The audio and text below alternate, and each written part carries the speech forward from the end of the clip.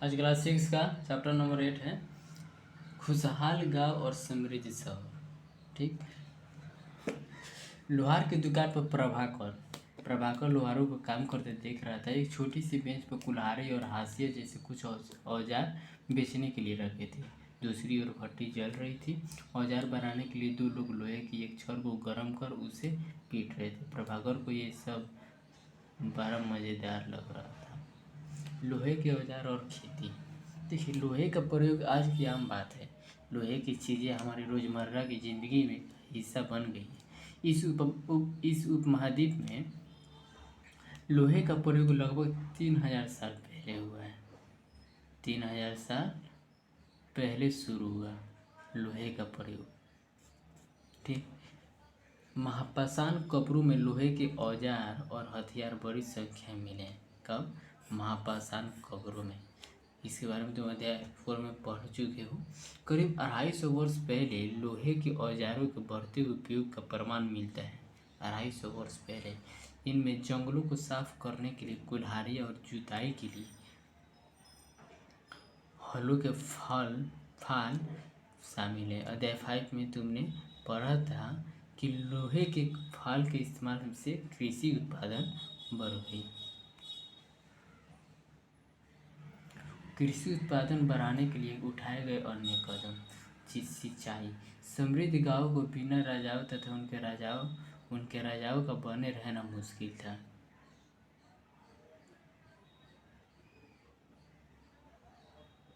जिस तरह कृषि के विकास में नए औजार तथा रोपाई महत्वपूर्ण कदम थे, उसी तरह सिंचाई भी काफ़ी उपयोगी साबित हुई। इस समय सिंचाई के लिए नहरें, कुएं, तालाब और तथा कृत्रिम जलाशय बनाए गए। देखिए, औजारों की सूची में इन चित्रों के नाम चुनो। हाशिया, कुल्हाड़ी और सरसी। लोहे की ऐसी 5 चीज़ों की सूची बनाओ जिनका प्रयोग तुम रोज करते हो।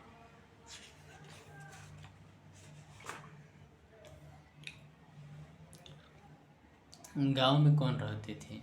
देखिए, इस उपमहाद्वीप के दक्षिणी और उत्तरी हिस्सों के अधिकांश गांवों में कम से कम 3 तरह के लोग रहते थे। तमिल क्षेत्र में बड़े भूस्वामियों के वेलाला, साधारण हलवाओं को उनवार और भूमिहीन मजदूर दास कैडिसियार और आदिमई कहलाते थे। देश के उत्तरी हिस्से में गांव का प्रधान व्यक्ति ग्राम भोजक कहलाता था। जिसके उत्तरी हिस्से में गांव का जो प्रधान व्यक्ति है ग्राम भोजक कहलाता था। अक्सर एक ही परिवार के लोग इस पद पर कई पीढ़ियों तक बने रहते थे। यानी ये पद अनुवांशिक था। ग्राम भोजक के पद पर आमतौर पर गांव का सबसे बड़ा भूस्वामी होता था। कौन होता था? सबसे बड़ा भूस्वामी होता था। साधारणतया इनकी जमीन पर इनके दास और मजदूर काम करते थे। ठीक। इसके अतिरिक्त प्रभावशाली होने के कारण राजा भी कर वसूलने का काम इन्हें ही सौंप देते थे। यह न्यायाधीश का और कभी कभी पुलिस का काम भी करते थे। ग्राम भोजक के अलावा अन्य स्वतंत्र कृषक भी होते थे जिन्हें गृहपति कहते थे। क्या कहते थे? जिन्हें गृहपति कहते थे। ठीक। इनमें ज़्यादातर छोटे किसान ही होते थे। इसके अतिरिक्त कुछ ऐसे स्त्री पुरुष थे जिनके पास अपनी ज़मीन नहीं थी। ज़्यादातर छोटे किसान ही होते थे। इसके अतिरिक्त कुछ स्त्री पुरुष थे जिनके पास अपनी ज़मीन नहीं होती थी। इनमें दास कर्मकार आते थे जिन्हें दूसरों के ज़मीन पर काम करके अपनी जीविका चलानी पड़ती थी। अधिकांश गाँव में लोहार, कुम्हार, बरही तथा बुनकर जैसे कुछ शिल्पकार भी होते थे। प्राचीनतम तमिल रचनाएं। देखिए, तमिल की प्राचीनतम रचनाओं को संगम साहित्य कहते हैं। क्या कहते हैं? संगम साहित्य कहते हैं। तमिल की प्राचीनतम रचनाओं को संगम साहित्य कहते हैं। ठीक। इनकी रचनाएं करीब 2300 साल पहले की गई। इनके संगम इसलिए कहा जाता है क्योंकि मदुरै के कवियों के सम्मेलन में इनका संकलन किया जाता था। गांव में रहने वाले के जिन तमिल नामों का उल्लेख यहाँ किया गया है वे संगम साहित्य में पाए जाते हैं। नगर क्या कहती है? कहानियाँ, यात्रा, विवरण, मूर्ति कलाएँ और पुरातत्व। देखिए, तुमको जातकों के बारे में सुना होगा। ये वो कहानियाँ हैं जो आम लोगों में प्रचलित थी। बौद्ध भिक्षुओं ने इनका संकलन किया। यहाँ एक जातक कथा दी गई है जिसमें यह बताया गया है कि एक निर्धन किस तरह धीरे धीरे धनी बन जाता है।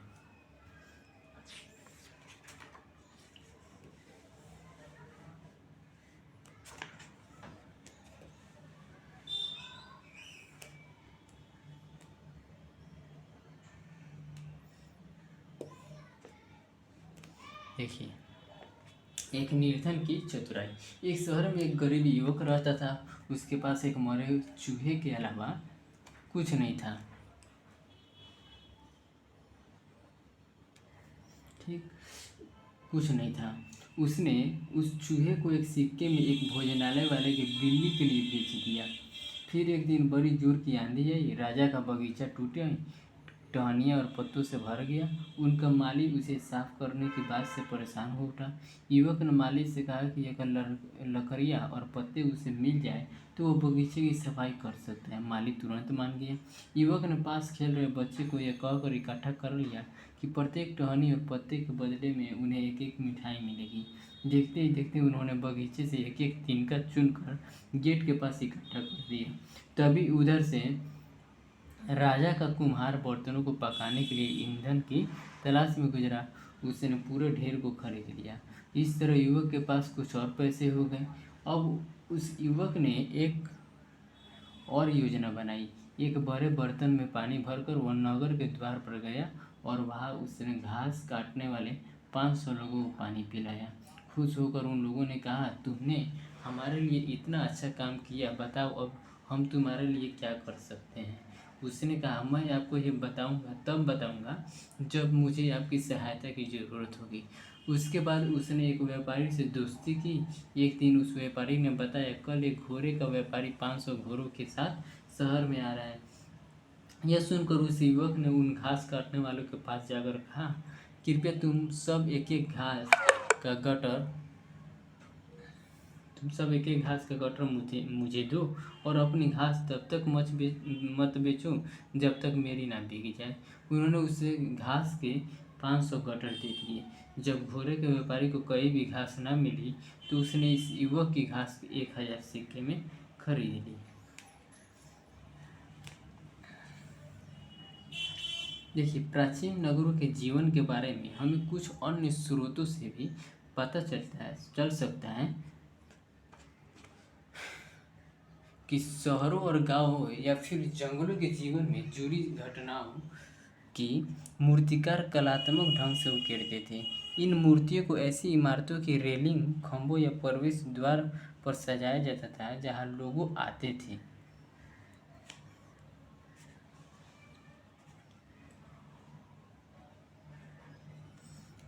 देखिए, यह एक है नीचे सांची की मूर्ति कला। ये मध्य भारत के स्थित सांची के स्तूप की मूर्ति कला का नमूना है। इसमें शहर के जीवन का एक दृश्य है। तुम अध्याय 11 में सांची के बारे में पढ़ोगे। इन दीवारों को देखो, क्या ये ईंट की बनी है या फिर लकड़ी या पत्थर से? क्या इसकी रेलिंग लकड़ी की बनी है? इन इमारतों की छतों का वर्णन करो। दिल्ली में मिला वलय कूप हड़प्पा की जल निकास व्यवस्था से कैसे भिन्न है? देखिए, अध्याय 5 में वर्णित अनेक शहर महाजनपदों की राजधानी थे। जैसे कि तुमने पढ़ा, इनमें से कुछ शहर परकोटों से घिरे होते थे। जैसे कि तुम ऊपर के चित्र में देख रहे हो, अनेक शहरों में वलयकूप मिले हैं। ये वलयकूप घुसलखाने, नाली या कूड़ेदान के लिए प्रयुक्त होते थे। किस लिए? ये वलयकूप घुसलखाने, नाली के लिए और कूड़ेदान के लिए प्रयुक्त होते। पर ये वलयकूप लोगों के घरों में होते थे। ठीक, महलों, बाजारों या आम घरों के अवशेष बहुत कम मिले हैं। संभवतः लकड़ी, मिट्टी व कच्ची ईंटों या छप्पर से बने होने के कारण ये ज़्यादा समय तक टिक न पाए हों। भविष्य में पुरातात्विद इनकी खोज कर सकते हैं। प्राचीन शहरों के बारे में वहाँ गए नाविकों तथा यात्रियों के विवरणों द्वारा भी पता चलता है। ऐसा ही एक विस्तृत विवरण किसी अज्ञात यूनानी नाविक का है, जिन जिन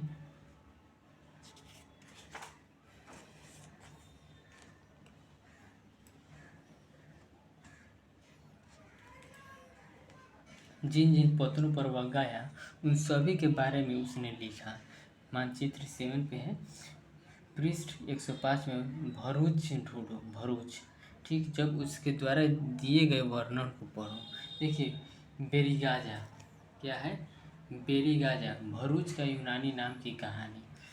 बेरीगाजा की संकरी खाड़ी में समुद्र से आने वाले के लिए नाव चला पाना बहुत मुश्किल होता है।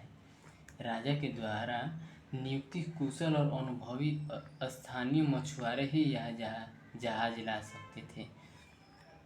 बेरीगाजा में शराब, तांबा, टीन, शीशा, मूंगा, पुखराज, कपड़े, सोने और चांदी के सिक्कों का आयात होता था। हिमालय की जड़ी बूटियां, हाथी दांत, गोमेद, कर्नेलियन, सूती कपड़ा, रेशम तथा इन इत्र यहाँ से निर्यात किए जाते थे। राजा के लिए व्यापारी विशेष उपहार लाते थे। इनमें चांदी के बर्तन, गायक किशोर, सुंदर औरतें, अच्छी शराब तथा उत्कृष्ट महीन कपड़े शामिल थे। आहत सिक्के, देखिए, आहत सिक्के सामान्यतः आयताकार और कभी कभी वर्गाकार या गोल होते थे। ये या तो धातु की चादर को काटकर या धातु के चपटे गोलिकाओं से बनाए जाते थे। इन सिक्कों पर कुछ लिखा हुआ नहीं था, बल्कि इन पर कुछ चिन्ह ठप्पे से बनाए जाते थे, इसीलिए ये आहत सिक्के कहलाए। ये सिक्के उपमहाद्वीप के लगभग अधिकांश हिस्सों में पाए जाते हैं और ईसा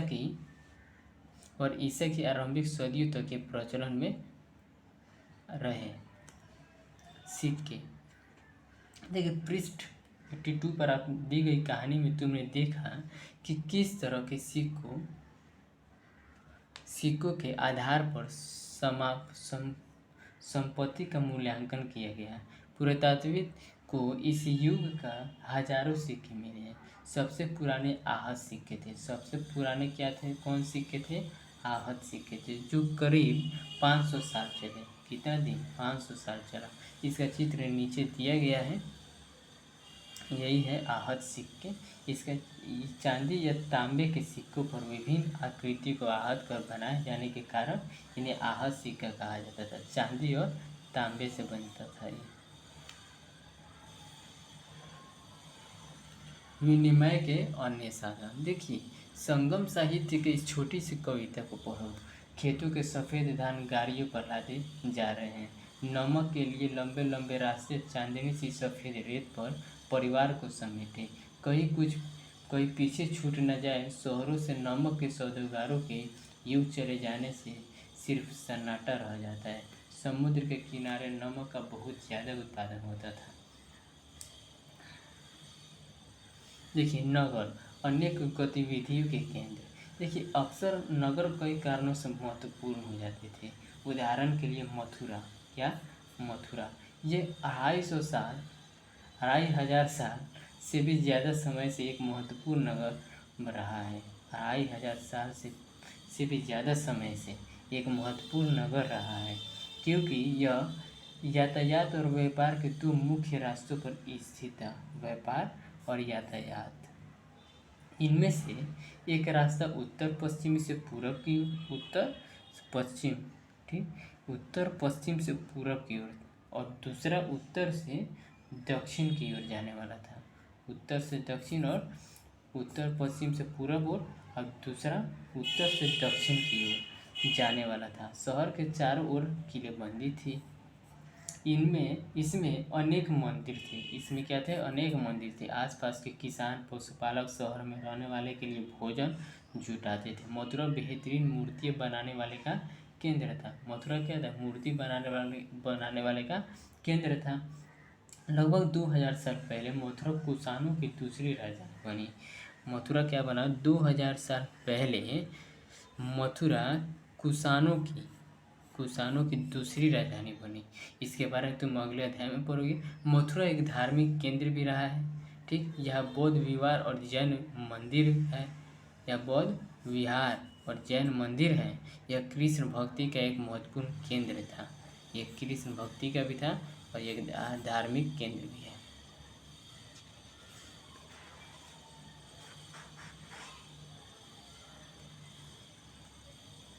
देखिए, मथुरा में प्रस्तुत खंडों तथा मूर्तियों पर अनेक अभिलेख मिले हैं।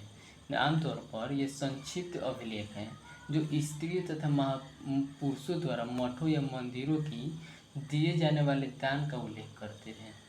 क्या है? जो स्त्रियों तथा पुरुषों द्वारा मठों या मंदिर को दिए जाने वाले दान का उल्लेख करते हैं। प्रायः शहर के राजा, रानी, अधिकारी, व्यापारी तथा शिल्पकार इस प्रकार के दान करते थे।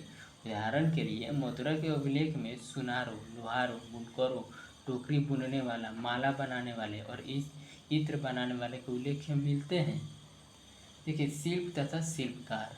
देखिए, पुरास्थलों से शिल्पों के नमूने मिले हैं।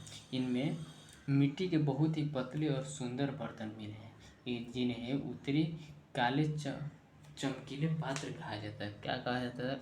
उत्तरी काले चमकीले पात्र कहा जाता था, क्योंकि ये ज़्यादातर उपमहाद्वीप के उत्तरी भाग में मिले हैं। ज़्यादातर कहाँ मिले हैं? उत्तरी भाग में मिले हैं। देखिए, ध्यान रहे कि अन्य दूसरे शिल्पों के अवशेष नहीं बचे होंगे। जैसे कि विभिन्न ग्रंथों से हमें पता चलता है कि कपड़ों का उत्पादन बहुत महत्वपूर्ण था। उत्तर में वाराणसी और दक्षिण में मदुरै इसके प्रसिद्ध केंद्र थे। उत्तर में वाराणसी और दक्षिण में मदुरै। यहाँ स्त्री पुरुष दोनों काम करते थे। देखिए, अनेक शिल्पकार तथा व्यापारी अपने अपने संघ बनाने लगे थे।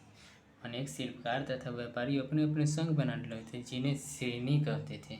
शिल्पकारों की श्रेणियों को काम प्रशिक्षण देना, कच्चा माल उपलब्ध कराना तथा तैयार माल का वितरण करना था। जबकि व्यापारियों का श्रेणियों व्यापार का संचालन करती थी। श्रेणियों बैंकों के रूप में काम करती थी, जहाँ लोग पैसे जमा रखते थे। इसे धन का निवेश लाभ के लिए किया जाता था। उससे मिले लाभ का कुछ हिस्सा जमा करने वाले को लौटा दिया जाता था या फिर मठ आदि धार्मिक संस्थानों को दिया जाता था।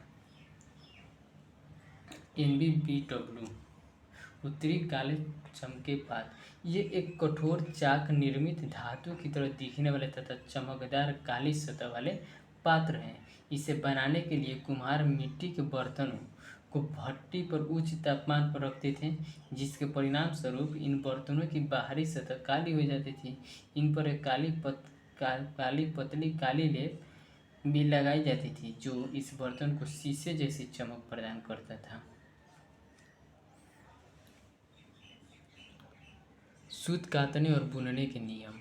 देखिए, ये नियम अर्थशास्त्र के हैं। अध्याय 7 में अर्थशास्त्र का उल्लेख किया गया है। इसमें वर्णन किया गया है कि किस प्रकार विशेष पदाधिकारी की देखरेख में कारखानों में सूत की कताई और बुनाई की जाती थी। ऊन, पेड़ों की छाल, कपास, पटुआ तथा सन को तैयार करने के काम में विधवाओं, सक्षम अक्षम महिलाओं, भिक्षुओं, वृद्धावस्थाएं, राजा की अवकाश प्राप्त दासियों, सेविकाओं और अवकाश प्राप्त देवदासियों को लगाया जा सकता है। इन्हें इनके काम के और गुणवत्ता के अनुसार पारिश्रमिक देना हो चाहिए। इनके काम के और गुणवत्ता के अनुसार पारिश्रमिक देना चाहिए।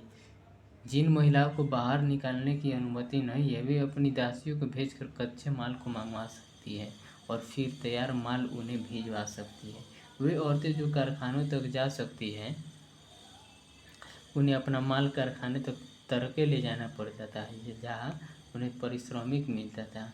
इस समय माल को अच्छी तरह जांचने के लिए रोशनी रहती है। अगर निरीक्षक उस औरत की तरफ देखता है या इधर उधर की बातें करता है तो उसे सजा मिलनी चाहिए। अगर औरत ने अपना काम पूरा नहीं किया तो उसे जुर्माना देना होगा। तो इसके लिए उसका अंगूठा भी काटा जा सकता है। देखिए सूक्ष्म निरीक्षण अरिकामेडु अरिकामेडु पुदुचेरी में पृष्ठ 88 पर रोम के बारे में दी जानकारी पढ़ो। देखिए लगभग 2200 से 1900 साल पहले अरिकामेडु के एक पतन था। अरिकामेडु क्या था? एक पतन था। कहा? पुदुचेरी में।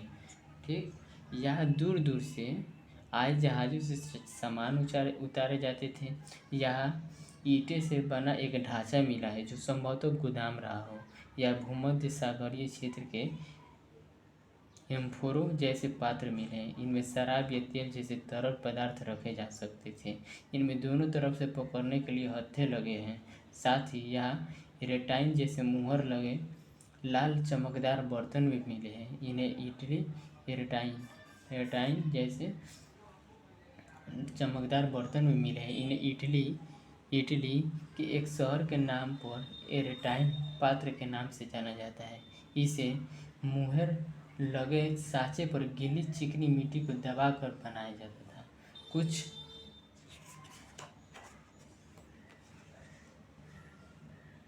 कुछ ऐसे बर्तन भी मिले हैं जिनका डिजाइन तो रोम का था, किंतु वे यही बनाए जाते थे।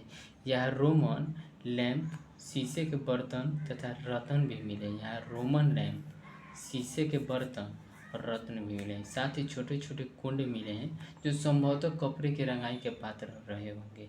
यहाँ पर शीशे और अर्ध बहुमूल्य पत्थरों से मनके बनाने के पर्याप्त साक्ष्य मिले हैं। ठीक है, देखिए अभिलेख मिट्टी के बर्तन की कई बर्तनों पर ब्राह्मी लिपि में अभिलेख मिले हैं। प्रारंभ में तमिल भाषा के लिए इसी लिपि का प्रयोग किया जाता था, इसलिए इन्हें तमिल ब्राह्मी अभिलेख भी कहा जाता है। अन्यत्र पे आइए देख लेते हैं। देखिए रोम को ढूंढो। यह यूरोप के सबसे पुराने शहर में से एक है। ये यूरोप का रोम जो है वह यूरोप का एक पुराना शहर में से एक है। इसका विकास लगभग तभी हुआ जब गंगा के मैदान के शहर बस रहे थे। रोम एक बहुत बड़े साम्राज्य की राजधानी था। यह उत्तर यूरोप, उत्तरी अफ्रीका तथा पश्चिमी एशिया तक फैला साम्राज्य था। इसके सबसे महत्वपूर्ण शासकों में से एक अगस्टस ठीक ने करीब 2000 साल पहले शासन किया। 2000 साल पहले शासन किया। उसने कहा था कि रोम ईंटों का शहर है।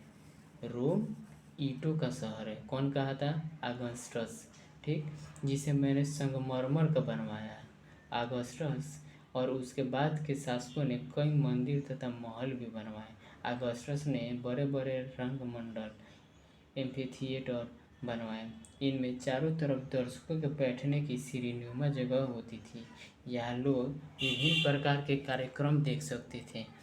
उन्होंने स्नान घर भी बनवाए जहाँ स्त्री और पुरुषों के लिए अलग अलग समय निर्धारित थे। यहाँ लोग एक दूसरे से मिलते थे और आराम करते थे। बड़े बड़े जलवायु सेतु, एक्वाडक्ट के जरिए शहर के स्नानघरों, फव्वारों और गुसलखानों के लिए पानी लाया जाता था।